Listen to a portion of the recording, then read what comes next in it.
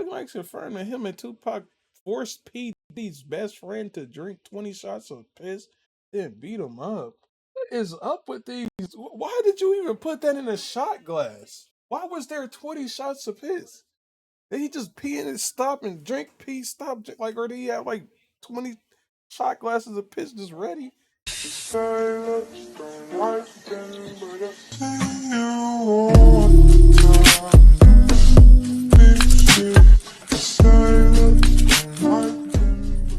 Hey, real quick, make sure you like, share, and subscribe to the channel, and also follow me on twitch.com.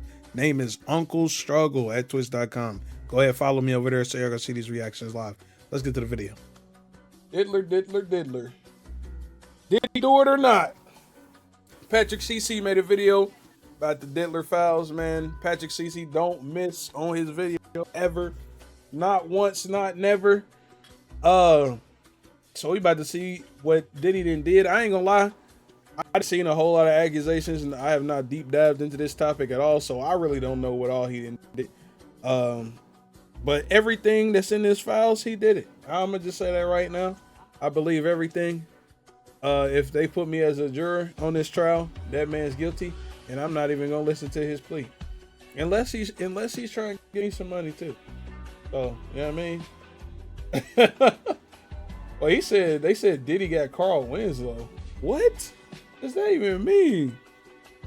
What the world? Anybody go to a Diddy party this year? Nah, but if I got invited, you know what I'm saying? I would. You recording? Yeah, I am recording. Let me put that back in the chat because you don't know how to act, bruh. You know what I'm saying? You don't know how to act, bruh. You can say stuff though, you know what I mean? Like, there ain't no TTS, so you can talk.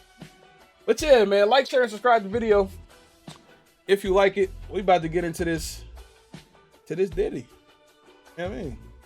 The extremely powerful executive Sean Diddy Combs has had an ominous presence in the music industry for the past 30 years. From his suspicious involvement in the demise of Tupac and Biggie, his secretive ritualistic parties in the backrooms, as well as numerous accidental confessions. I do need to know, hey, in the comments and in the Twitch chat, would y'all go to a Diddy party, man? Against him. Let me know. Have multiple women filed formal lawsuits alleging him of violent sexual assault and humiliation, but now the federal government raided his home as they investigate his involvement in a global sex trafficking operation. Yes. Technically, at the moment, he is not being charged of any crime, but any day now, I thought he was getting feel the wrath of the American justice system. Today, we are going to unearth the secrets he never wanted the world to know, with the goal of determining one thing: did he do it or not? It's first very important to understand Diddy's potential involvement in the murders of Tupac and Biggie, because if you believe those allegations to be true, everything that happens afterwards makes total sense. I do believe in the mid-90s, Diddy, also known as Sean Puffy Combs, was in the middle of the infamous East Coast vs. West Coast hip-hop rivalry. It all began with East Coast rapper and Bad Boy Records signee, the Notorious B.I.G., versus his enemy, West Coast rapper and Death Row Records signee, Tupac Shakur, and it ended with both of them being assassinated via drive-by shootings. Biggie's murder remains unsolved to this day, but in 2023 we learned that Keefe D was the shot caller for the group of individuals that killed Tupac. Although we do not know the specific details as to why these two rap legends were killed. You know what I always wanted to like happen, bro? Just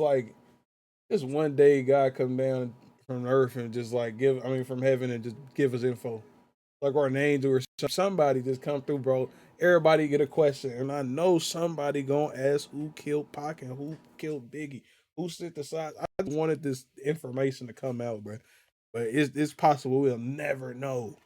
Through all the theories, key information, and first-hand recollections from friends and witnesses of both murders indicate that Sean Combs had involvement in both murders. Biggie and Tupac were friendly and actually respected each other at first. Tupac had begun rapping in 1991 and within 2 years already had earned a platinum album. Biggie was a crack dealer who recorded freestyles for fun, until someone sent his tapes to Puffy, who signed him to Bad Boy Records for $25,000. Puffy was also able to use his status in the music industry to connect Big and Pac. Pac became a mentor to Big. Is that OG Snoop Dogg? Dang, bro, That's crazy. Shout out status Snoop in the Dogg. music industry to connect Big and Pac. Pac became a mentor to Biggie. He once even asked him to be his manager. I was there, nigga. I trained the nigga. He used to be under me like my lieutenant. The nigga, I used to come to New York.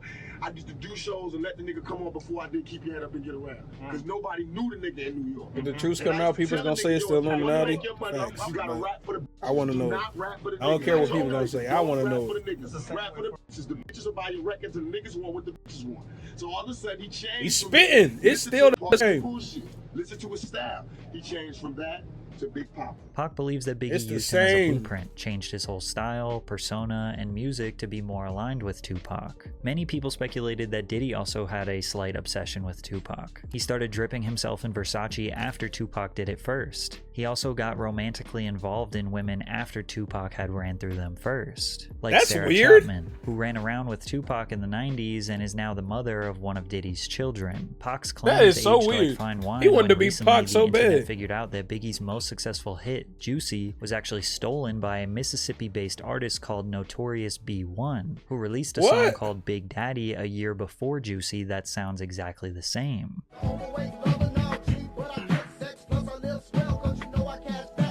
That's crazy. I never knew that. Is it a coincidence that Notorious B.I. No, and that he stole it. Notorious B.I.G. are very similar? Nah, he stole and this that song for is sure. called Big Daddy, and Biggie started going by Big Papa. But many people believe this was the mastermind of Diddy, as he was a music industry expert who knew how to scout Oh, talent so and Diddy made assess him a steal hit it and didn't song even before know. anyone else heard it. Like what? They What- believe is that Puffy what happened? instructed his artist to steal from Notorious B.I., and Biggie trusted his boss and mentor. I would've Pac and been Big's pissed if I rivalry was began as a Notorious B.I.. music-based competition. Who had more music sales, who had the better fashion, media representation, and Biggie cultural always looks slow in every picture, bro. Why he always look dumb? Like, what is he doing in this picture, bro?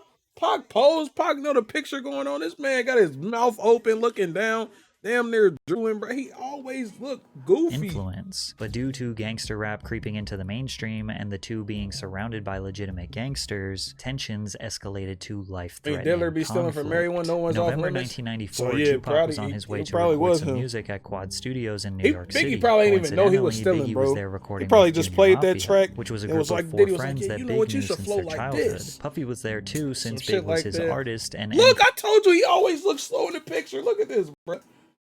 Big, it was so. He was not photogenic, bro. He was not photogenic at all, bro. He blew a Kid Cudi car, huh? What the fuck? Who did that? Did he? Bro, I'm telling you, King, he can't take a picture to save his life, bro. All his pictures be looking very goofy. But nah, Diddy blew up Kid Cudi car. What? No way. It because he got a lazy eye? Bruh. I don't care what it's because of. He looks stupid in everything. Look at the OG Dorito bag though. Dang. That's super old, bro. Do you see that above me? Look at that. The Dorito bag, bro. I ain't seen one that look like that in forever.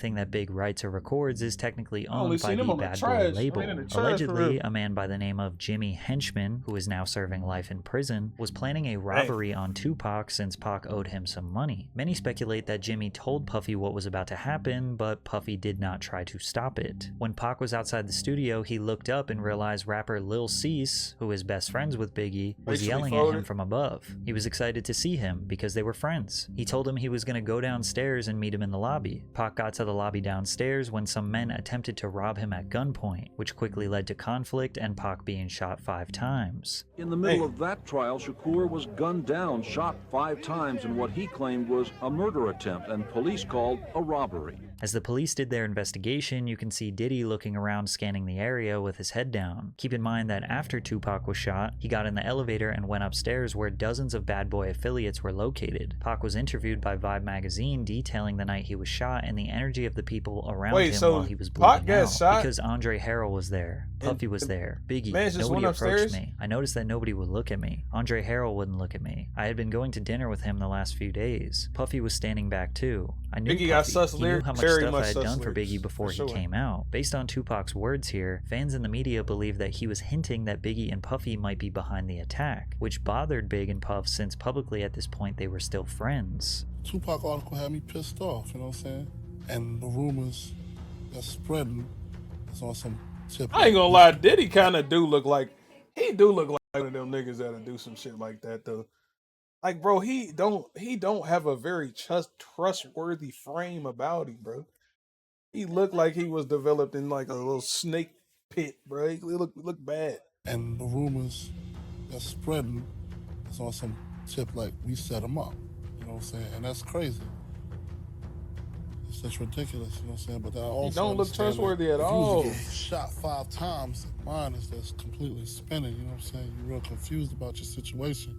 So it'll cause you to say things that you really don't mean. To make things worse, a few months later, Pac was found guilty of sexual assault and would end up serving 9 months in prison. This gave him tons of time to think and reevaluate his life. To add insult to injury, Biggie released his iconic cutthroat track called Hushacha, which felt like an obvious diss towards Tupac. He looked like a but nigga that technically, had it was to recorded before like, Pac got shot. But it was marketed and released months after the incident. Regardless, the media developed the narrative that... Wait. So Hushacha was recorded before he got shot. Diddy already looked like he set this up. So he did he release the song after he got shot? Bro, nah. I see why all these conspiracy theories are saying Diddy did this, bro. Because there's no way. But it was marketed and released months after the incident. No way, regardless, bro. the media developed the narrative that Big and Puffy set up the shooting and now released a diss record bragging about their hit. And Puff's full intentions were to stir up drama, as can be confirmed by the former president of Bad Boy Records. Biggie might not have thought that when he wrote the lyrics that was going to be used for that. But the way it was marketed by the company and released, that is crazy to me, bro. Diddy definitely did this, man. That record did what it was supposed to do. He did this. A perfect example of how my former business partner works and thinks. Pac was sitting in jail already thinking that they set him up, and the release of this song was all the proof he needed. But this wasn't the only shooting that Puffy was involved in. It's also important to know that Tupac signed to Death Row Records while in prison after the label owner Suge Knight promised to use his money to get Pac released. As they were in the process of getting Pac out, Suge Knight and his best friend Jake Robles, aka Big Jake, were at the Platinum nightclub in Atlanta. Suge confronted Puffy at the club and was choking him. Puffy's bodyguard, Anthony Wolf Jones, steps in to defend him, and then things got out of hand. Next thing you know, shots are being fired and Suge's friend Big Jake was shot and killed. Whether or not Wolf shot Jake has never been confirmed, but Suge was holding Puffy responsible for the attack, which was enough to now ignite. The media at the time started so much shit because they're the one that's like East and West Coast beef. Hey, that the media was gonna do what the media gonna do, man. They do that now. They see a little problem and blow it out of proportion. Still, that shit still ain't nowhere, bro. I mean, still ain't go nowhere, bro. So that's just what the media gonna do, which is sad. It's sad to hear about that though, like, cause this was very much some beef that didn't have to be as big as it was.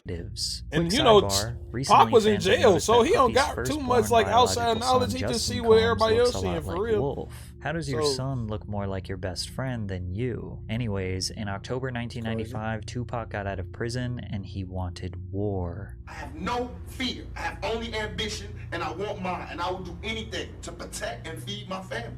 And these niggas represent a threat. Pac got out and immediately started taunting and scheming on Bad Boy Records as much as possible. In the days after his release from prison, he jumped into the studio to record his next album, All Eyes on Me, and he talked about the anticipated tracks. 2 of America's Most Wanted with me and Snoop.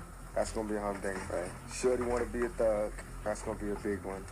And Wonder Why They Call You Bitch with Faith. That's gonna be a big one. He mentions Faith, aka Faith Evans, who was married to Biggie for over a year at this point. Imagine your wife jumps in the studio with your biggest enemy 1 week after he gets out of jail. Pac was also seen with Faith Evans at Whitfield. That lazy I be doing him so dirty.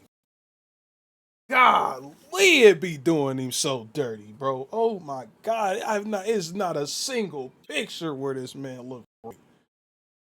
Biggest enemy 1 week after he gets out of jail. Pac was also seen with Faith Evans at Whitney Houston's album release party. The rumor is that Biggie cheated on Faith and that she was trying to get back at him. See, he look right with the glasses on. Pac also awareness on the 100 is crazy. You definitely see both ways when he crosses the street, friend and business partner with Puffy. Then Death Row Records held a Christmas party in 1995 where a close friend of Puffy, Mark Anthony Bell, was mercilessly beaten and forced to drink urine after refusing to give Suge Puffy's mother's address. Tupac and Death death Wait, linked what? urine after.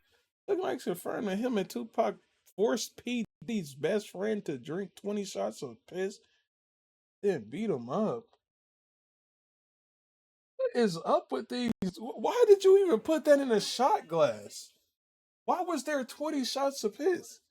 Did he just pee in it, stop and drink, pee, stop, like, or did he have like 20 shot glasses of piss just ready?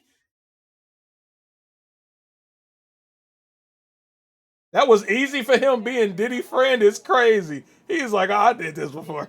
I do this all the time, guys. Little pee, little piss shots, little 20 shots of pee. Nothing, man. I drink that daily, man. Me and Diddy get into wild parties. Have you ever been to a Diddy party? Yeah, it's just shots of piss just everywhere. Fucking all this shots and piss and cum and shit. Bro. Hey, yo. That is sickening. After refusing to give Suge Puffy's mother's address, Tupac and Death Row did not let off the gas. At the 1996 Soul Train Awards, Biggie won the award for Song of the Year, and Tupac won Best Rap Album of the Year. After Big got his award, he took some pictures backstage and then exited the venue because he had to go to the airport to catch a flight. And that's when Pac and Suge pulled up in a Hummer, taunting them. While we was waiting for the car to pull up, Suge and Bucket Tupac hat pulled on up because in the I'm a Hummer. real And, ass. you know, Tupac was really loud, W yelling on the west side, chain with the baby person on. yelling a bunch of stuff, and Little Suge Biggie came baby. from the other side and was like trying to actually walk up to us saying he just wanted to. If I end up missing Diddy, definitely Patrick CC better get it before me though. Listen, I ain't make the original video. I better not get got first. Talk to Big, like when I talk, but of course You everybody. can catch me after. You know, a little yelling and arguing for a minute, but police and everybody got in front, kind of stopped everything. Despite Biggie's gangster lyrics, he was really a chill dude who didn't want to beef with Pac. Remember, he looked up to him. He always thought they were friends, but as we are speculating, he seemed to be a pawn in a much bigger operation. Biggie really was a pawn. To shoot him that first. That's crazy to think about that. That Biggie, like such a legend, he really was just a pawn in the operation, bro. That is such a crazy thing to think about. Like Pac, it was really Pac and Diddy, the main characters, bro. And Big was just there as a piece, like, dog. That's insane to me. Do you think he was just hyping a record, or you have no idea? I don't know what was the problem. You know, I wasn't inside his head at the time. I don't really know what's the reason for him doing what he did. Tupac Bro, was it didn't even. You know what's crazy? It didn't even have to be. It didn't even have to be a beef, bro. Because if Diddy never would have dropped that "Who Shot You" song, he might have. They might have been able to clarify that. Yo, we did not do this, or Diddy, not Diddy, but Biggie at least would have been able to say something. You know what I'm saying? Oh God, he was with his boy and didn't even know why, bro. He was not. He couldn't have been the main character, bro. Did Diddy really want to be Tupac, or did he just love and obsess with him? He probably loved him because gay. Probably fucking love that nigga.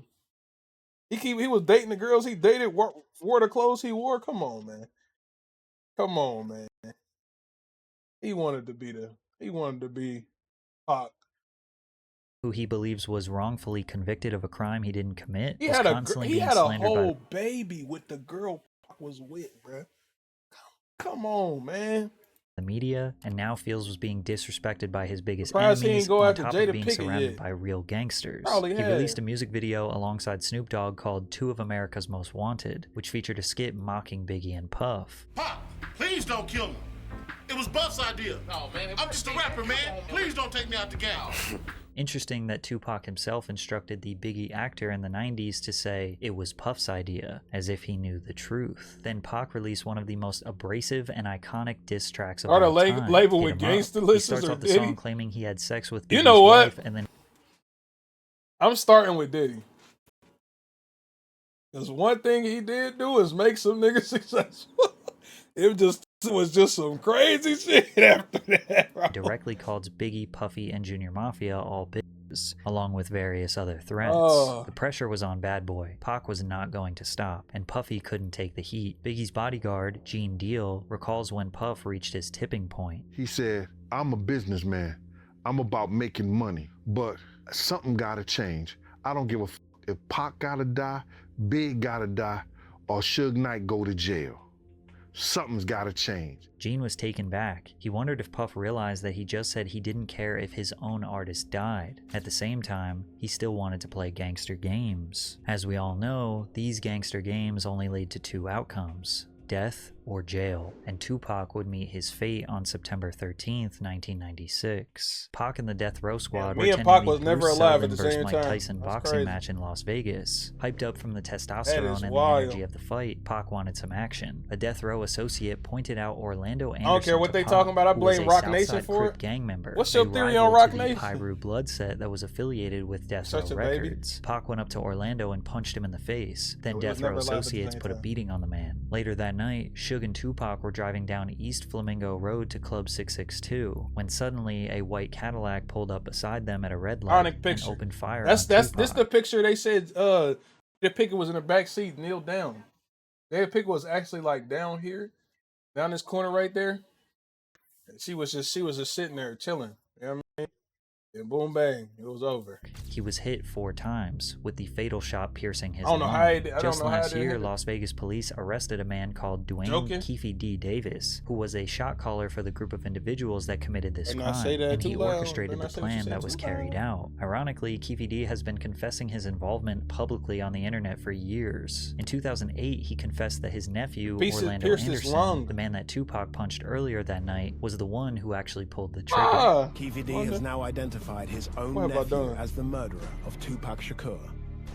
Bolstering was there? No, claim I'm lying. was an informant in 1997 I'm lying, bro. who told That was a joke on investigators Twitter. that Puffy had hired the Southside Crips to She was kill not both there, bro. Suge and Tupac, and that the Crip who was jumped at the MGM was in the group that had done the hit. This was exactly the same story that Keefe D told us a decade later. Keefe also stated that Puffy offered them $1 million to kill Suge and Tupac. We wanted a million. Oh, so we can get this on tape? So this not even a theory? This not a game theory? Like, that's real? That meme is finished, bro. Nah, she was back there, bro. Relax. So this is real? Like, this is not even, like, well, nigga just sat there and said it. Come on downstairs and talk to you. He tells you seriously, man, I need to get rid of these guys. I mean, he's looking at you in the eyes and he's like scared. Yeah. You tell him we'll do it for $1 million, and he's like, okay, I'll do it for $1 million. I mean, it's finished. Shake on it or something like that. It's nothing. Who brought up the amount of $1 million? He did. Puffy did? Yeah. I'm gonna watch that after. No, it wasn't me. I'll shit. $1 million, I'll take it. Take it for 50. When Diddy was asked about this confession, this was his response. It was this documentary. I remember this interview, bro. This the most awkward interview ever, bro. He tried to skirt around being gay so hard. Why don't Diddy just come out and be gay, bro? It's 2024. Nobody cares no more. It was like, man, I don't be saying that pause stuff. You know, back in my day, we just called niggas daddy, and it wasn't no pause. I don't get the game. I don't get the pause gay. I'm like, bitch, you're gay, nigga. That's why you don't get it. The fuck? Claims, which we know wasn't true. Yeah. Check this out. We don't talk about things that are nonsense. We don't even entertain nonsense, my brother.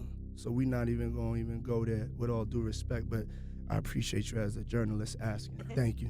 As you can imagine, Death Row was likely seeking retaliation for the murder of Tupac. Everyone at Bad Boy Records knew they were not safe, but they were especially not safe in Southern California. An LA kingpin called Gene Deal, Diddy's bodyguard, and warned him that there was a hit placed on Biggie in LA. This somebody did 26 years in the federal jail as a kingpin, brother.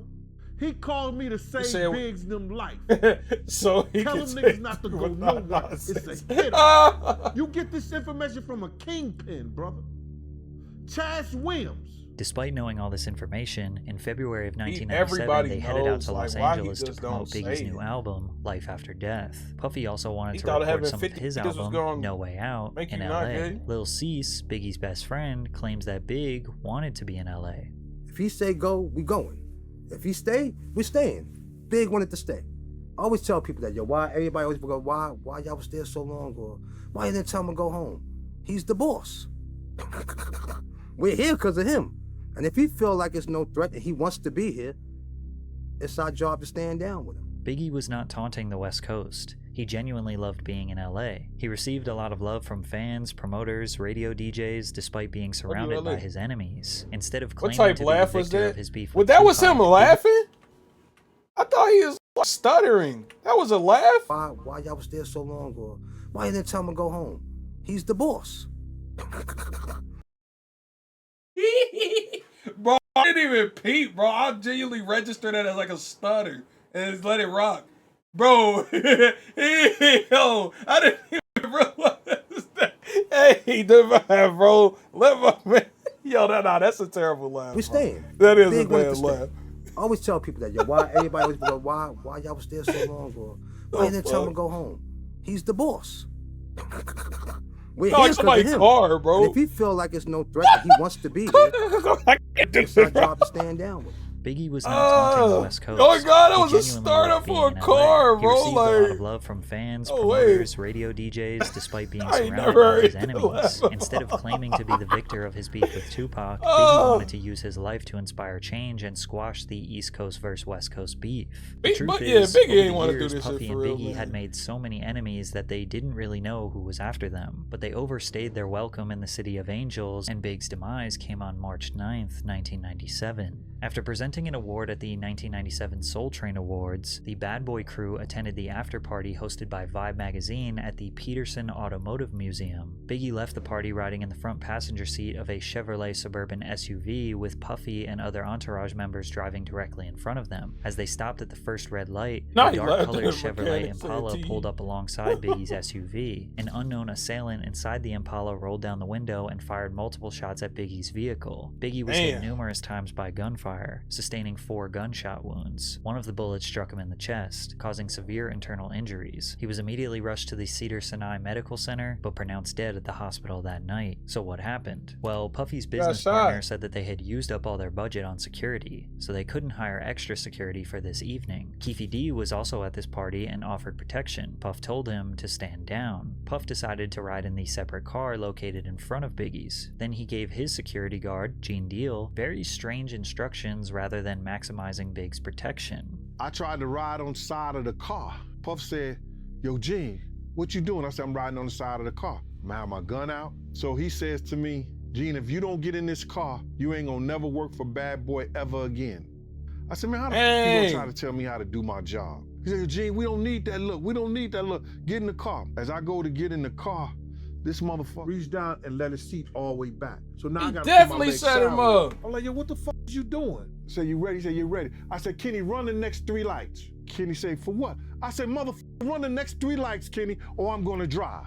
Kenny just took off. The first car ran the red lights, but the car behind them did not follow. They decided to stop at the red light. Lil Cease Dang, so he knew what was he knew it was a setup. Then out of nowhere, the shooting took place. He knew. According to an FBI agent, Phil but he didn't know at the Carson, time. He who just worked knew on the something case for was several going on. years, Suge Knight So he hired told him to run the Amir lights. Muhammad to carry out the execution. However, the agent says that the original target was not Biggie. They were targeting Sean Puffy Combs. They also believe. Bro, they got the wrong one. Man, bro, it's this man had plot armor. Bro, you telling me Sean Diddy Combs got plot armor, bro? Oh my God, I told you he the main character. He got plot armor, man. Diddy was just a side character. Oh, bro. I'm salty. I can't believe he got plot armor, bro. Believes this story is the truth. I believe it was meant for Puff. He was in the back people like that tried this. to kill Puff that night for whatever reason, because we had some beef with some Muslim cats in Soul Train. I too. am upset. For whatever reason, the people that's trying to kill Puff, Big became a casualty of Puff shit. When they rushed Big to the hospital, Lil Cease, who literally looked the shooter right in his face, gave a description to Gene. This is what he said. Little Cease at the hospital, he said a Muslim shot Big. And I said to Paul, with the blue suit, white shirt, blue bow tie, he said, Gene, how you know? I said, that motherfucker walked up to Puff car first. Lil Cease's description of the man matches up. Nah. Bro, why did he still? Why he ain't in jail? Up to what the FBI uncovered. All in all, to say that Puffy set up the murders of Pac and Biggie is not exactly accurate, but the origins of the beef and the escalation of the beef can most definitely be traced back to Puffy. Also, he definitely knew that danger was looming for Pac and Biggie and did not even come close to trying to prevent both of their deaths, because at the end of the day, Puff was the one who benefited most from them dying. Think about it from the perspective of Puffy the businessman. Tupac dies, that makes Biggie the winner. Biggie looks like the ultimate gangster who warned his enemy with a diss track and then got him killed. That helps feed into the persona and sell more records. Plus, with Tupac dead, there is no more competition. Biggie's inspiration, his idol, the dude who he copied everything from, can no longer defend himself from the grave. Now, we know that Puff didn't exactly want Big to die, but he wasn't doing everything in his power to protect him. Additionally, Puff saw how much money Death Row was making after Tupac passed. Tupac Shakur sold 67,000 records in the week following his murder. Knocked him 2 off months for after more he died, they released sales? The Don Illuminati, the 7-Day Theory, which Shakur recorded under the name Machiavelli. It debuted at #1 on the Billboard Hot 200 with first week sales of 664,000 and 250,000 the second week. To this day, Tupac has sold 75 million records, most of which came posthumously. Puffy owned all of Big's publishing. He allegedly purchased it from him for $200,000 years before he passed, which meant that everything he recorded or wrote for himself or other artists, Puff He bought owned his all of masters for Biggie's $200,000. percentage. Aside from the tens of millions You of know how dollars much money Puff is making off of these masters now, bro? Bro, what the fuck? Yeah, bro. It's the most dirtiest nigga in the world.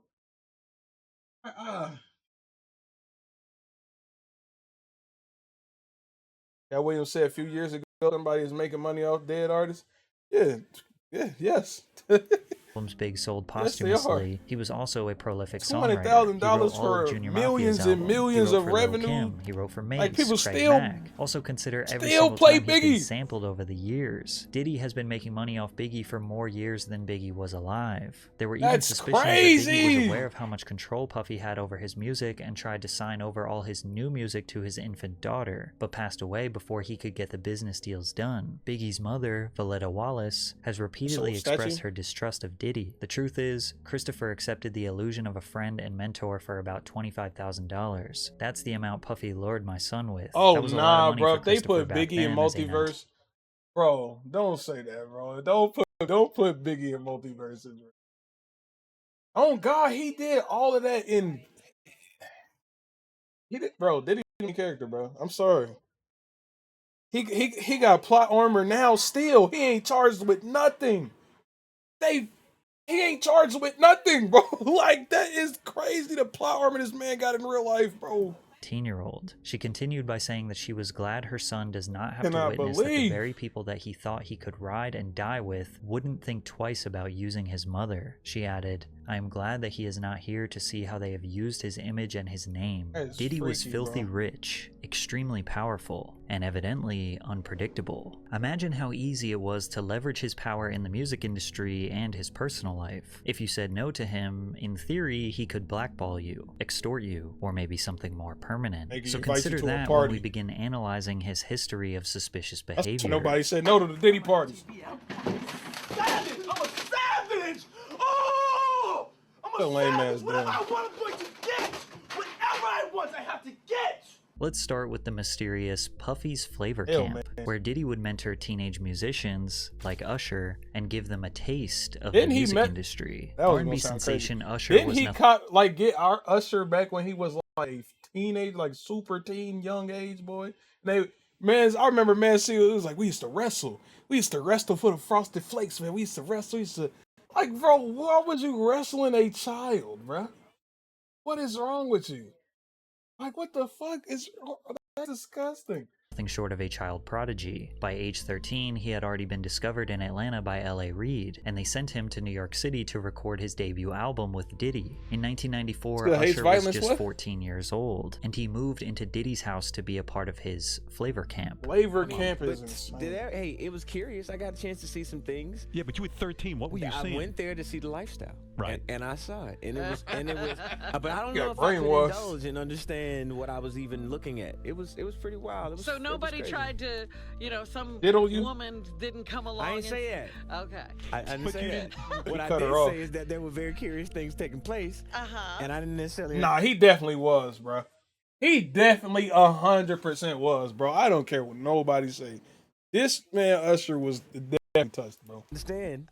Usher has been very reluctant to discuss what happened when he lived No wonder with he don't Diddy. want to say In a nothing. 2004 article with Rolling Stone, he said, Like, Puff bro. introduced me to a totally different set of shit. Sex, specifically. Sex is so hot in the industry, man. While he was in New York, he lived at Puffy's house in Scarsdale. There was always girls around. You'd open a door and see Niggas somebody around doing it, I or keep several saying it. That's people why in a I'm room like having an 7. orgy. You never knew what was going to happen. Some people look at this as nothing short of grooming a young boy. It One time, is. Diddy himself detailed what living with Usher was like. We about to wrestle around for the Frosted Flakes. And I was a little bit older, his older brother. We used to fight over the Frosted Flakes. You know what I'm saying? Before pause was invented.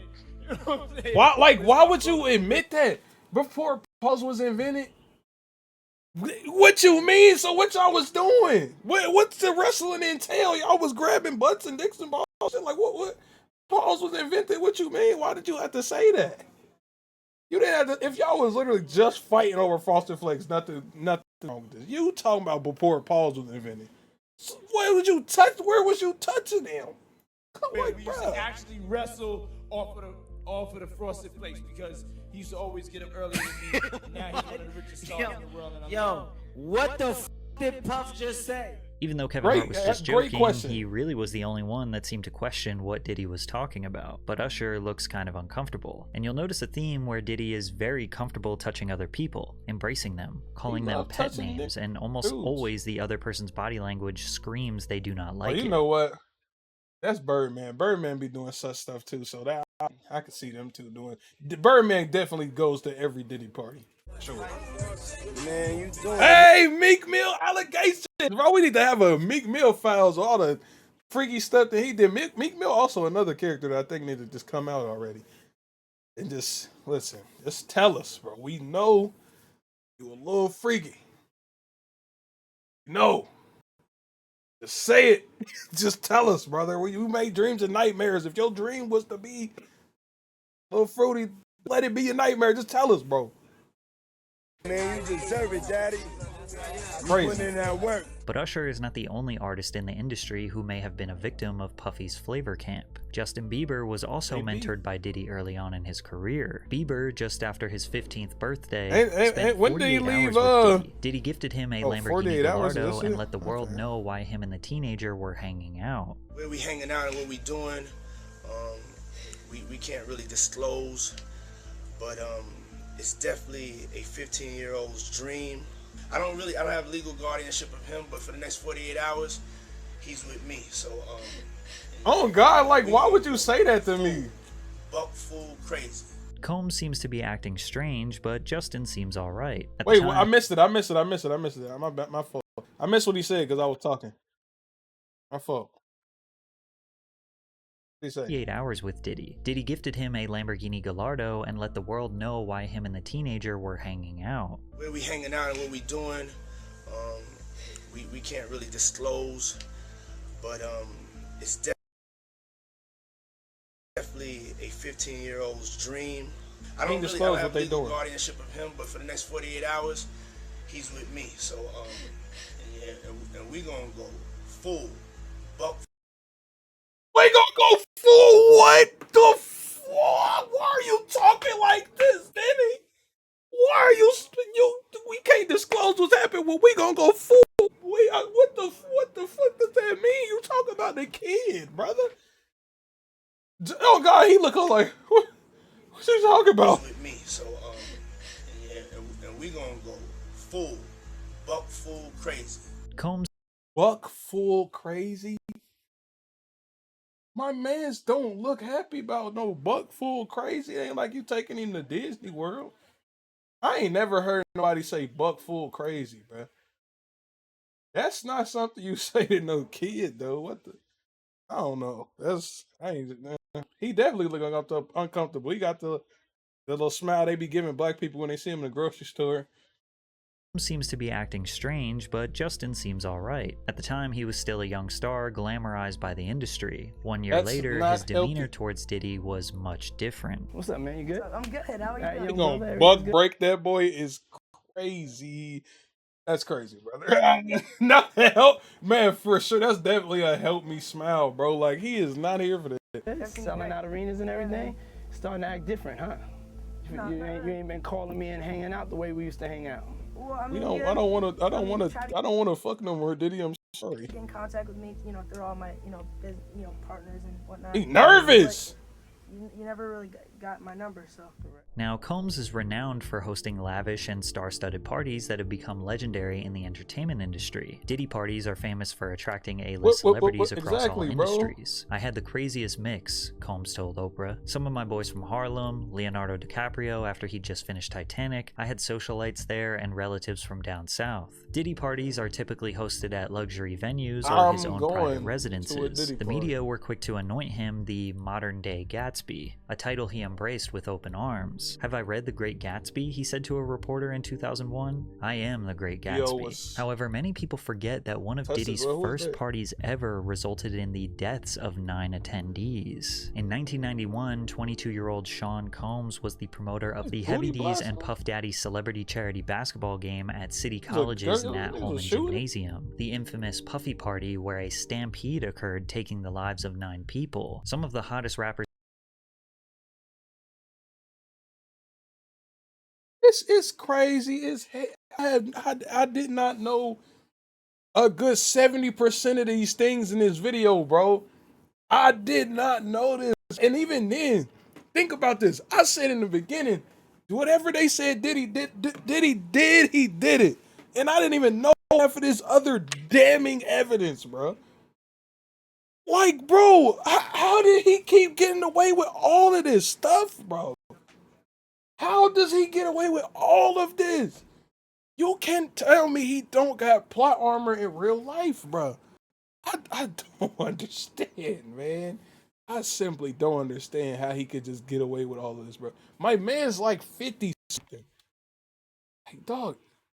This is definitely the first Astro World. For sure. In the game were set to attend. Boyz II Men, Phife Dawg, Big Daddy Kane, Jodeci, even LL Cool J and Mike Tyson showed up. The crazy part is that fans could see all of their favorite stars for just $12. The first problem occurred with the tickets. He the main character in the this is game. in 91, so people had to go to physical locations like the Apollo Theater box office to buy tickets. Tickets were also sold at local shops like Boss Emporium. And even what if Diddy got isekai over here, bro?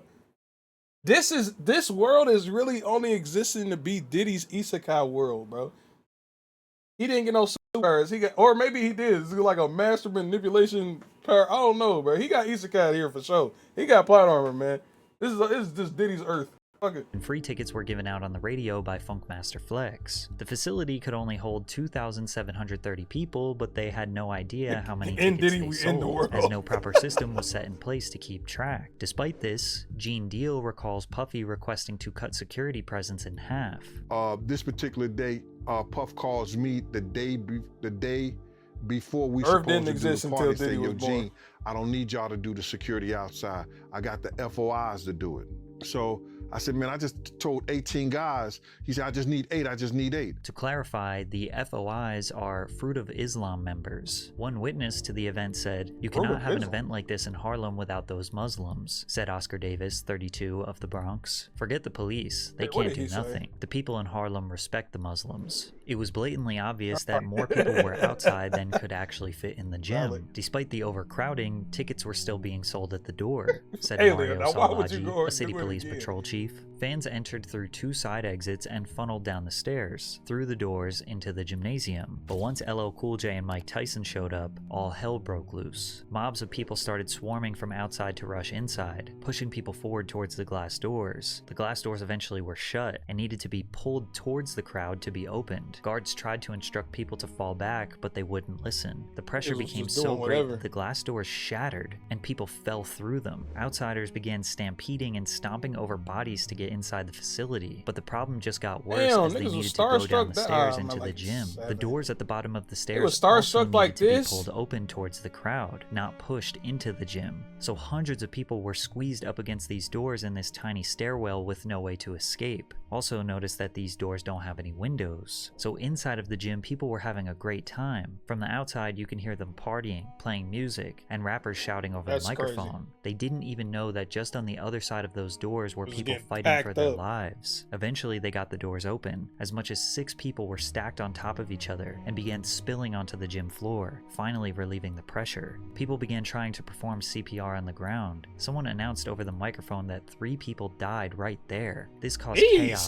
and the people inside the gym began trying to leave, stampeding back through the exact Why same has stairwell nobody where heard of people were this? trapped in the first place. Police Imagine identified dying 5 to a men and soundtrack? 3 Nah, for women dead real. at the scene, and 29 people were injured. A 9th victim died in the hospital days later. All of them died from asphyxiation. 8 families of the deceased settled wrongful death lawsuits against Mr. Combs in early 1998. Mr. Combs ended up paying around $600,000 of a total $3 million or so. Now, clearly, this wasn't all Diddy's fault. Legally, the courts claim the city 50% responsible and the promoters 50% responsible. Regardless, death and dark energy seemed to lure around Diddy since his earliest days. From there, he kind of stopped throwing parties for the public and started to keep them private. However, over the years, disturbing rumors have spread regarding what happens during Diddy's parties. Okay, now we all established that some of y'all going to a Diddy party.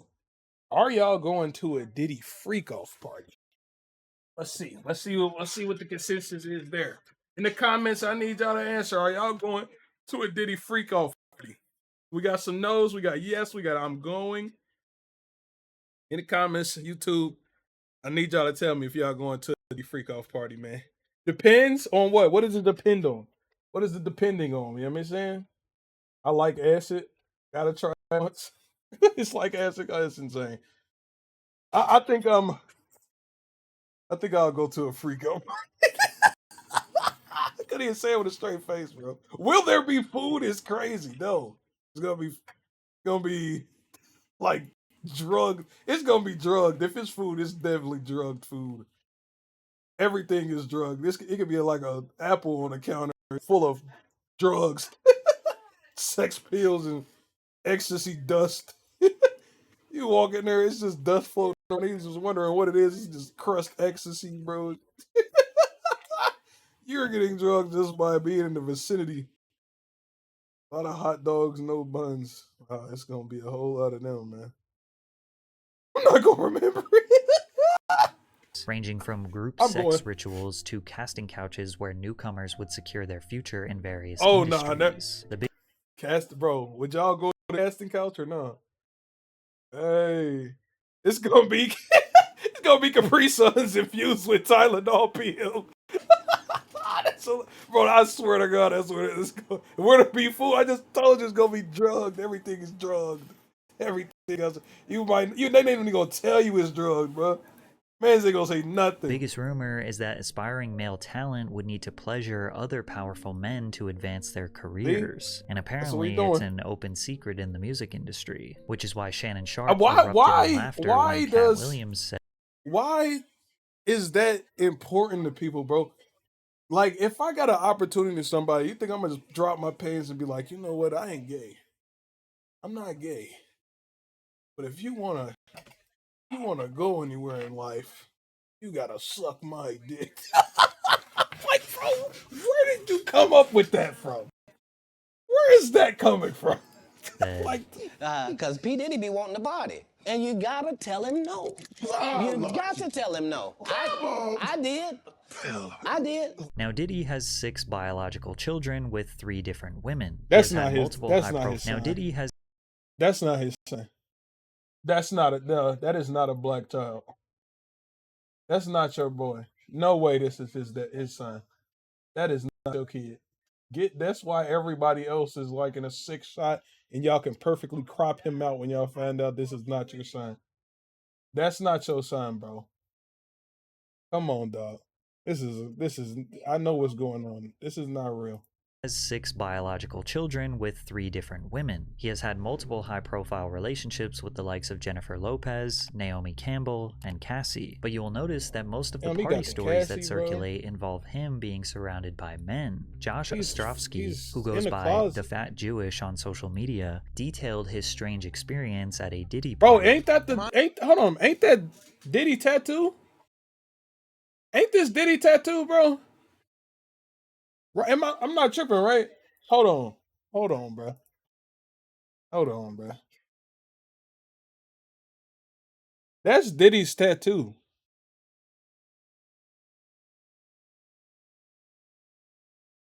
Brother. That's his tattoo, bro. That's the same tattoo, bro. That's the same exact tattoo on my boy's chest. He's branding people? Nah. Nah. That's Diddy's tattoo on his chest, bro. He's really branding people, bro. No. Hey, yo. How do I know his tattoo so well? I seen it in the video earlier. That's his tattoo, bro. Jewish on social media detailed his strange experience. It was in the video earlier. I'm on ecstasy and I'm trying to find the bathroom and I can't find the bathroom and I get lost. So I open a door and in that room there are a bunch of men laying about and kind of very kind of leaning on each other. Like if you were spooning but facing each other and like leaning up on your elbow and talking. Like it would almost be the prelude to an orgy. Yes. Oh, absolutely. Okay. Oh my god. Oh my god. It was so prelude to an orgy. And who is lounging in my direct eye line? Puff Daddy and Felix the House Cat, famed house music producer. Yeah, no, I know who that is. Basically spooning each other, and they're drinking a glass of Hennessy, and they're like sharing. They're like passing it back and forth, and everyone's talking, and everyone's just like talking. Yeah. And then this the most like that. You know what this give me? This give me like Roman vibes and Greece vibes. Like, but they was like the Romans and Greece was like gay, but they was half gay. They was just like, I'm only gonna put my meat on your meat, but we not going to hoes. Like we just going. This is just because we're men and strong men. We can be in each other's meat. and then niggas catch them and they like, off to the Coliseum. You called to be gay. Like, what do you mean? Y'all are literally touching me.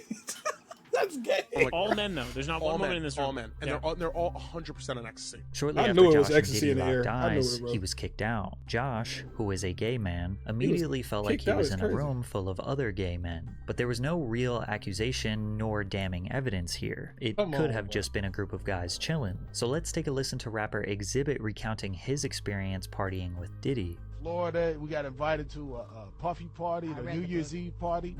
He invited us to the house because he wanted to go to the club after. Puffy called me. Yeah, we was just chilling, right? That girl you know about. He's like, I think he got. You know what I think, bro? I think my man's. He got a fetish about. I feel like he liked to be fruity, but not want to be fruity. That's got to be his turn on, bro. Like he got to be fake gay to get off. He can't go all the way there, or he'll never get off again.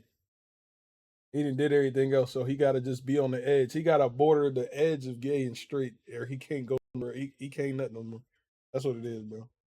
That's his life goal. I was like, what just stay on the edge. So we get into the truck. He said, let's go to this club. You know, we sitting there bobbing to the music. And hairline is horrible. She point over the corner. It's two dudes kissing. You know what I'm saying? We don't ask me how, though. We don't need to know no more. He's edgy gay, like, yeah. What ass nigga? Ben. You know what I'm saying? We take off, man. Based on X's story, it seems like Diddy brought him to a gay club. Or maybe coincidentally, Exhibit just looked at the only 2 gay couples in a regular club. 50 Cent also recalls one of the first times I remember this from Fifth. We gotta kick it. I'm like, can I buy you dinner? He telling me we gotta kick it and shit. And he's like, yo, why don't we like go shopping or some shit? Oh yeah, no, he talking about go shopping. Yeah. Fuck this nigga just saying. It's a fruit pie. 50 Cent. Now, there's no doubt that homophobia has been prevalent in hip-hop forever. However, some people are just simply not gay, and Diddy's actions make them feel uncomfortable. Like rappers Fabulous and Jadakiss, who were pressed by Diddy on a podcast that got really awkward really quickly. He needs to be wanted by men and women. That's a cockroach fetish. Daddy. bag at? Yeah, he definitely Yeah, I need love that. this drink. Where you chance put my with you. I bag like at? when you like this, Daddy. Yeah, where you put my bag Daddy, at? I like Mr. when Lee? you Oh, when it's you right here, it's scrambling right and here. scraping for No, shit. I got I notes like and that. shit. You know, I've been practicing. Then he proceeded to ask Fabulous. He was drunk, wasn't he? He got drunk and let that out. He got drunk and let that out, bro. That is crazy. He got cooked, bro. He was drunk, bro. He did that sober, I'm sure. He did that sober with Meek. I know he do it sober, but he let this out on the podcast drunk. Like, bro, he was drinking. That's why he let it out on the podcast. Repeatedly calling the host Nori daddy. Ain't that Jadakiss over there? Yeah, I love this drink. Where you chance put my with you. I bag like at? when you like this, Daddy. Yeah, where you put my bag Daddy, at, I like Mr. when Lee? you Oh, when it's you right here, it's scrambling right and here. scraping for No, shit. I got I notes like and shit. that. You know, I've been practicing. Then he Yeah, he proceeded was to drunk. ask Fabulous why he didn't want to party with him. See where I look Did you back miss on me? where I became. Did you miss me? For real, because Did you miss me? Are you asking a grown man? Why are you asking Fab if he missed you? What the fuck? Why would you ask me if I missed you and you just talk about calling the people daddy and shit? You miss me is crazy. I wish one of my homies would text me or call me like, hey Brody, you miss me, right? You miss me? You about to get a block. You gonna really miss me because we're never talking again. What are you talking about that I miss you? What? Like you're a father figure or something, bro. Come on, dude. This is not something you can just say to even homies, bro. Not even homies. No, you forgot to say pause. Oh yeah, okay. Like, dude. I'm saying it seems like a thing. He was what the I miss partying birthday with party, Puff, man. I Man, miss but I'm partying talking about with for your birthday. Huh? Why won't you party with me for your birthday, man?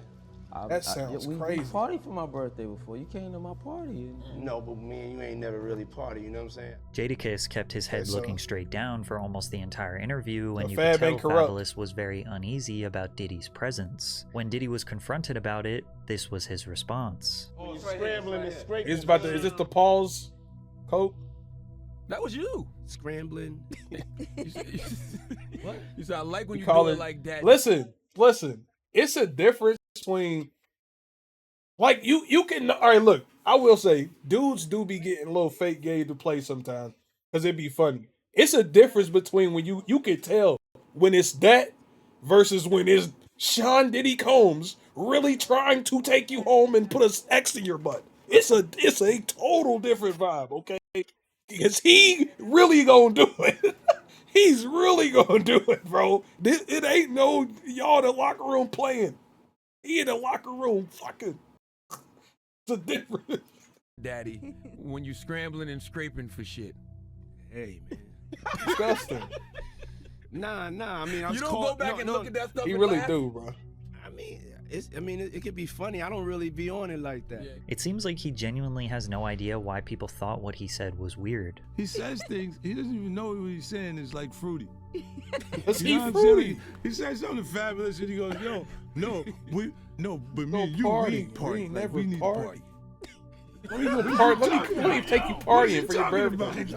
Grown man. Then when people say that to me, I get a little. Is that Ice Cube, But son? even with all the jokes, Bro, Then when people say that, everybody say, bro, everybody named mama say we look the same. to me, I get a little uncomfortable. But even with all the jokes, rumors, and secrets, nobody ever formally good, spoke Corey? out against Diddy and accused him of assault Yes. or abuse until 2019, when his ex-girlfriend Gina Huynh spoke publicly about what it's like to be in a relationship with him. Keep in mind that Gina was a side girlfriend for Diddy. The public didn't know We about do look her the same, because bro. his public That's one relationship celebrity. was with Cassie Ventura. I will say who I he look had like been on and I off look like dating for a I look decade. like him, bro. He had I caught me do. texting another man. We were in his closet and he like pushed me and I fell to the ground. He like stood over me. He avoided my face, but he like started punching me like on the side of my head and I was just like covering my face.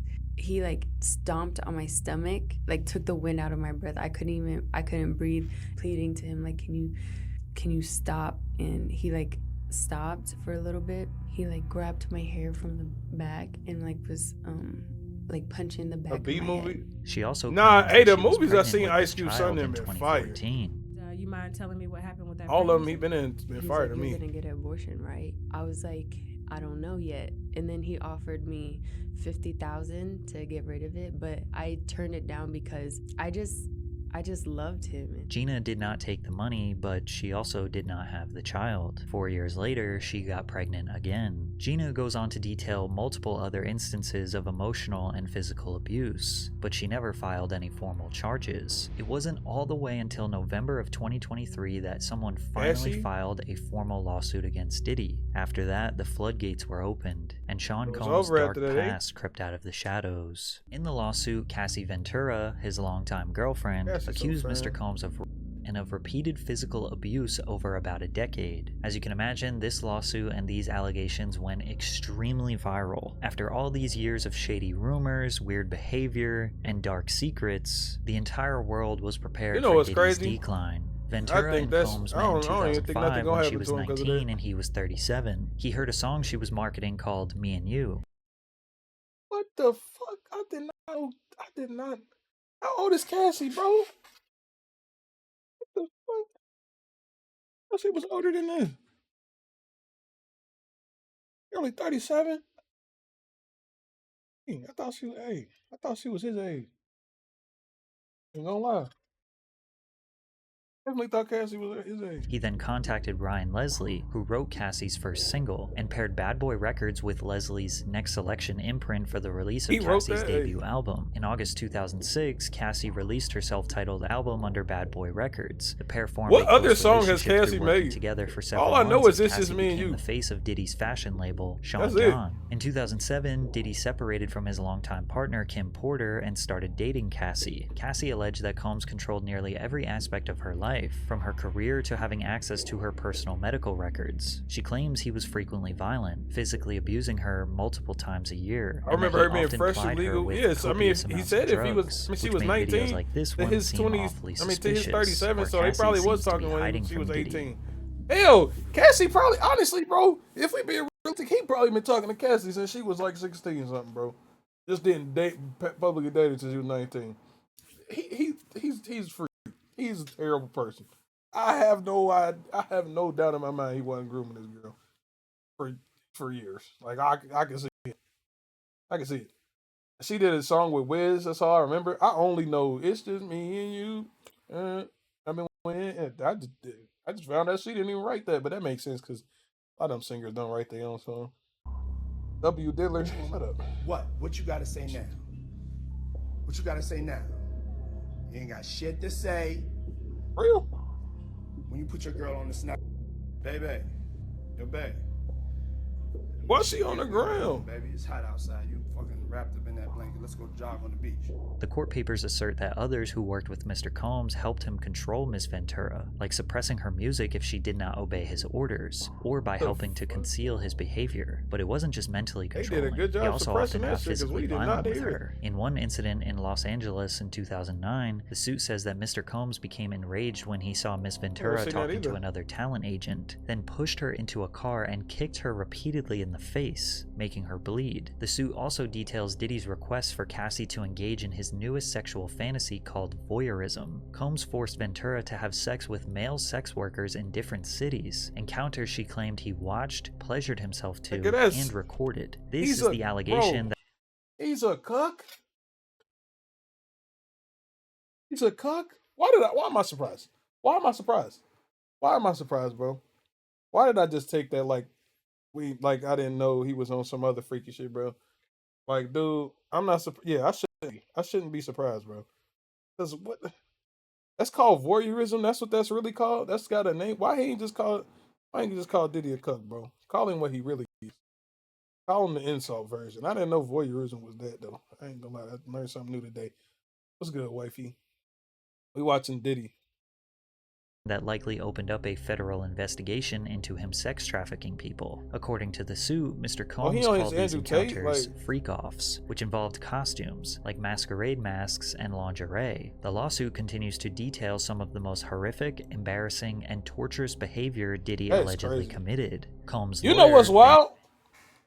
Nah, man. Benjamin Braffman responded I'm to on the YouTube, I lawsuit on forgot. behalf of him. Mr. Combs vehemently denies these offensive and outrageous allegations. For the I'm on past 6 YouTube, months, bro. I'm on Mr. Combs YouTube, has man. been subjected I'm to on Ms. YouTube, Ventura's man. persistent demand of $30 million under the threat of writing a damaging book about their relationship. Despite them denying everything, the lawsuit was settled just 24 hours after it was made public. We don't know how much, but due to the severity of the charges, the public assumed Saying that what I Diddy wanted to coughed up say. tens of millions of dollars to keep her quiet. And while Combs likely believed that he escaped Cassie's lawsuit unscathed, a woman named Liza Gardner filed a lawsuit on November 23rd. Gardner claimed that she and a friend met Combs and singer-songwriter Aaron Hall at an MCA Records event in either 1990 or That ain't even my case 1992. no more. They returned to Hall's apartment for an after-party where she was offered more drinks and was coerced into having sex with Combs, who assaulted both her and her friend. In another complaint filed the same day, Joy Dickerson Neal alleged that in 1991, she reluctantly went on a date with Combs, who intentionally drugged and sexually assaulted her after What I their tell dinner. you? Diddy denied the What I tell you, bro? Don't even eat the food, cause it's drugged. She thought she was eating lasagna.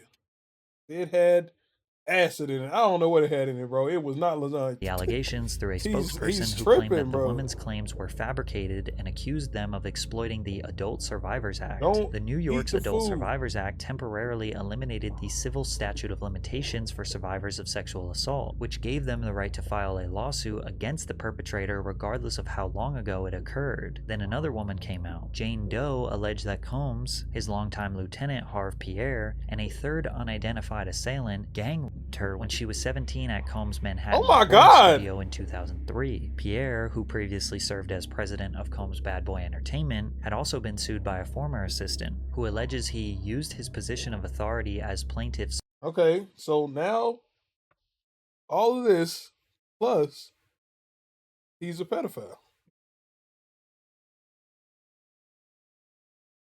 Oh, how does he keep getting away with this? He keep getting away with it. Where J-Lo? I don't know. Boss to groom, exploit, and sexually assault her several times between 2016 and 2017. The lawsuit further claimed that men trafficked Doe across state lines from Ultra Detroit to New York Percocet. City on a private jet, supplied the teenager with drugs and alcohol until she couldn't consent, and then violently assaulted her. The complaint also included several photos that Doe alleges were taken at the studio that night, including one where she is sitting on Combs' lap. "Enough is enough," Diddy said on Instagram. "For the last couple of weeks, I have sat silently and watched people try to assassinate my character, destroy my reputation and my legacy. I did not do any of the awful things being alleged. I will fight for my name, my family, and for the truth." But it wasn't just women accusing him. In February of think you wanna fight for the 2024, truth, Combs' Gangy. former producer and videographer, Rodney Lil Rod Jones, filed a federal lawsuit against Combs, alleging Combs sexually harassed, drugged, and threatened him. According to the lawsuit, Rodney He Lil drugging Rod everybody, Jones lived bro. with Combs between September 2022 and November 2023, during which he worked on Diddy's most recent album, the Love Album, Off the Grid. As Combs' drugging videographer, Jones women, allegedly children, secured bro. What the hours of footage and audio recordings of Combs engaging in illegal activity. The activity the suit alleges includes acquiring drugs, soliciting sex workers, providing laced drinks to minors, and sexual assault. Jones alleges Where you said you got evidence? Did he say he got evidence of this? the grid. As Combs' videographer, Jones allegedly secured hours of footage and audio recordings of Combs engaging in Leak it, all of it, every single bit. Leak it, all of it. Nah, because then they gonna say it's AI. Never mind. He kind of right. illegal activity. The Keep it in activity court, the keep it in suit court. alleges You're right, includes acquiring drugs, soliciting sex workers, providing laced drinks to minors, and sexual assault. my Jones God, AI alleges really that he ruined was the the victim game, of bruh. constant unsolicited and unauthorized God. groping and touching of his anus by Mr. Combs. Mr. Jones was forced by Mr. Combs to work in Mr. Combs' bathroom as Mr. Combs walked around naked and showered in a clear glass enclosure. In the lawsuit, Jones also alleges that Young Miami, who is Diddy's most recent girlfriend, was among those who were paid a monthly fee by Diddy to work as his sex workers. Jones believed Diddy was grooming him with the goal of passing him off to others. While on a yacht in January of 2023, Jones alleges he was introduced to Oscar-winning actor Cuba Gooding Jr., who proceeded to grope and fondle him until being forcibly pushed away. Jones claimed that Diddy, who had dominion and control over Gooding Jr., failed to step in. Also in Jones' lawsuit, an unnamed rapper is mentioned as having been on Diddy's yacht. spot where they were allegedly seen consorting with underage girls and sex workers. This rapper is described as a Philadelphia rapper who... Oh, no! Don't tell me Meek is on... Bro, did they say underage?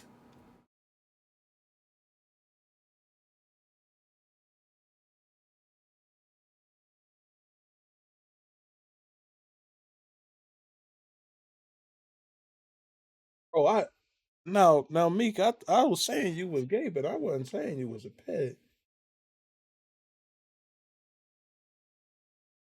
Bro. girls and sex workers. This rapper is described as a Philadelphia rapper who dated Nicki Minaj. Rapper Meek Mill is from Philadelphia and dated Nicki Minaj from 2014 to 2016. That same unnamed rapper, also an unnamed R&B singer, and producer Stevie J. And she dated Nicki. Nicki and she already date pedos. Bro! Oh my god! That's crazy! Not 2 beds in a row, bruh! This is getting out of hand. Oh, listen, bro, I'm about to stop watching this video before I get shot or something. I'm gonna feel like in a minute. I'm about to meet him. Hey, this is some conniving stuff right here, bro. I ain't even know. I do sound like you, bro. I'm about to stop, bro. This theory crafting shit is not fun. I am not having a good day right now. Bruh, this is not. The police do nothing. Nikki's brother's a pet too, so she just grew up around pets. That's why she think it's cool. Like, oh my god, he's on the sex offender list. I gotta date him. Like, bro, what? Allegedly engaged in sexual intercourse with Diddy. This allegation has people looking at that clip of Meek Mill in the pool with Diddy calling him daddy more suspiciously. Also, 50 Cent made some jokes about Diddy and Stevie J on Instagram, to which Stevie J responded with not denying the allegations, but challenging 50 right, Cent that ain't wise. That shit you showed me, yeah, right. Fade, nigga. All that. Since it's entertainment, let me beat the shit out of you on TV or something. Don't duck that. I'm calling you out. What you want to do, Curtis? But the most shocking allegation made in the lawsuit was Mr. Jones discovered that Mr. Combs has hidden cameras in every room of his homes, and that Diddy was secretly recording artists and powerful executives, like Lucien Grange, who was mentioned in the lawsuit, who may or may not have participated in the freak-offs. If this turns out to be true, we might see some of the most powerful people in the entertainment industry get exposed. Got insurance, 50 Cent wants to be a part of the expose. He said on Instagram, shaking my head, "This is gonna be so good. What you want to bet I'm gonna get on tapes. all these I'll pay top dollar for them. You been over there? I don't go to Puffy's parties." However, it seems as though Sean Combs' reign of terror may be over. On March 25th, 2024, Homeland Security agents and other law enforcement officers raided Diddy's homes in Los Angeles and Miami due to a possible ongoing sex trafficking investigation. Homeland Security expert Hal Kempfer added some insight that the evidence they're looking for includes laptops, flash drives, and anything that would connect Combs with the allegations. As of right now, we don't know what they found, and technically the feds never formally announced what they were looking for or why they were there. But it's safe to assume, based on the allegations. Conveniently, Diddy was not even in the United States during the time of the raid. According to TMZ, Combs' private jet was spotted on the ground in Antigua, in the Caribbean, shortly after news of the raids broke. Many people believe he is fleeing the country, and today it seems like Diddy is spiraling. He just posted on social media trying to see who in the industry is on his side. Hey, yo, right now though, for real, yo, I need to know who with me, you know? Like, just straight up, like I don't have the time. If you with me, let it be known. If you don't with me, be quiet. And just he said that because he about to drop them tapes. He said, if you don't come out on the internet and support me right now, I'm leaking all that shit. He about to drop them bombs, bro. We about to see some crazy things. I would be the first nigga like, you know what, Diddy, I fully support you, sir. Cause you know you're not about to leak my freak all day. No, sir. Hey, revenge porn, that nigga's not in the United States. He don't care. The rapture indeed, like, dog. I would have been like, sir, I agree with you. Whatever they said you did not do it. Oh man, I would do the same thing. Yeah, like I'm not dead. You didn't do nothing, brother. Oh my goodness, dude. That means he about to give Kendrick to get Kendrick to diss Drake. Wait, you said wait. You think the rap beef was that? You think the rap beef started? Because it did start out when this Diddy shit started happening, bro. Don't tell me Diddy got Kendrick under his palm too, bro. It did happen as soon as this shit popped off, man. And we all talking about AI Drake disses and Kendrick and Cole apologizing. Man, it's the rap game. Hold up. Wise might be on to something. Wise might be on to something. Rick Ross just responded because he got talked to. I don't think Ross is really in it. Ross just wanted to diss Drake. That's what I think happened because he was too fucking fast, bro. I know, no, they definitely been beefing, but it popped off as soon as motherfucking Diddy was getting in trouble. They've been beefing, not publicly, but as soon as Diddy in trouble, we public now. That'd be a funny theory though. That'd be a funny theory, bro.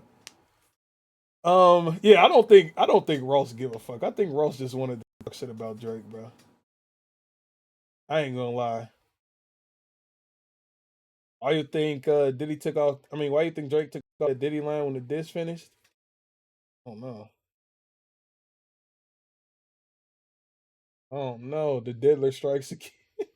Cole had to apologize. Jay-Z not trying to get that attention. Oh damn! And the song gone. I was trying to get the song the other day. It's gone. Sick. Oh, I got that tinfoil hat on. I do. It's fucking. I got that shit buckled. I mean, it's came with the tinfoil strap. Like that shit's on tight. Ain't no aliens getting in my brain. Charles Xavier not getting in my brain. Hey, look, shut up, man. Shut up, Butch. I will not pause, you dirty. In case you wanted some more twisted no. allegations and insane conspiracy theories. OBS, are you okay? Is my OBS tripping, bro? What the world? My OBS was just bugging for a little minute. My fault. Aliens live in Ohio? I know. Oh, don't I know it? Take a look at the founders of Uptown Records, the people who gave Diddy his very first job in the music industry. Andre Harrell, dead at age 59. Heavy D, dead at age 44. Kim Porter, dead. Well, Heavy D, I feel like we know why. At age 47, and Al B. Sure, who was just in a coma for 2 months and almost lost his life. Al B. Sure is also the father of Diddy's oldest adopted son. Al B. had a child with Kim Porter before she left him, married Diddy, and had children with him. Al B. has recently been trying to reach out to his oldest son, hoping that he will leave Diddy and come back home, and when he got out of his coma, he strongly insinuated that Diddy was the reason behind it. We are going to be producing Heavy died for being heavy, exactly. So hold on to your britches, and you'll really understand how I ended up in a coma. You're really going to need to call Homeland Security. Now, why would Diddy want the people who got him into the music industry in the first place to all be dead? I don't know. Your guess is as good as mine. But it seems like almost everyone around Sean Combs for his whole career either dies, disappears from relevance, or speaks out against his devilish ways. Yet nothing bad ever seems to happen to him. Because he's the fucking main character, Patrick. He got fucking plot armor, Patrick. He got the glitches, bro. He got the cheat codes or something, man. He got up, down, left, rights in it. Man, I'm sorry, bro. He need to pass him. Because what the I want plot armor too. I wouldn't do nothing half as evil as him. I just have a good day. Like, I just want to have a good day. Where the good day cheat code, man? If Dilly the main villain, who the main hero? We don't have none. We don't even have those. He's just the main character. Like it ain't no villain and heroes in his story. It's just all trash. What hero? Right? In fact, what he wasn't born yet, or Jesus, or whatever. He left us. He left us a long time ago. He gave us a book and was like, "Y'all better do something with that." He coming back though. I heard he was coming back, man. He said he coming back. So hey, listen, don't spin the block on us. Heroes coming back. Jesus coming back, man. We gonna we gonna have our hero again in our Isekai story. We had to let Diddy get strong enough to fight Jesus. This sound crazy, bro. It sound crazy, bro. Oh my god, this story is insane. What if it's all a story? Wait, what? If it's all a story to being Cat in the Hat? Shut up, bro. Cat Williams. Cat Williams is our hero. What? What has he done?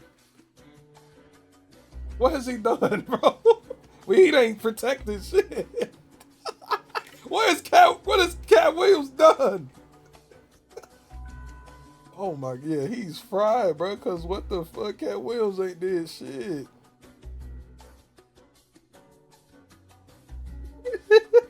It was supposed to be Dave Chappelle. That nigga went on a trans hate campaign. He was like, all right, I'm trying to save these people. Oh man, not all our heroes fell off. Well, Dave Chappelle ain't fall off, man. He's just doing whatever the fuck he want right now. Oh my god. He got to hop on another podcast. He hopped on JRE. That JRE episode got millions of views. But you gotta see, bro. Maybe Cat Williams is our superhero. He just, planning his attack right now. And Diddy just, I don't know what Diddy do. More crimes.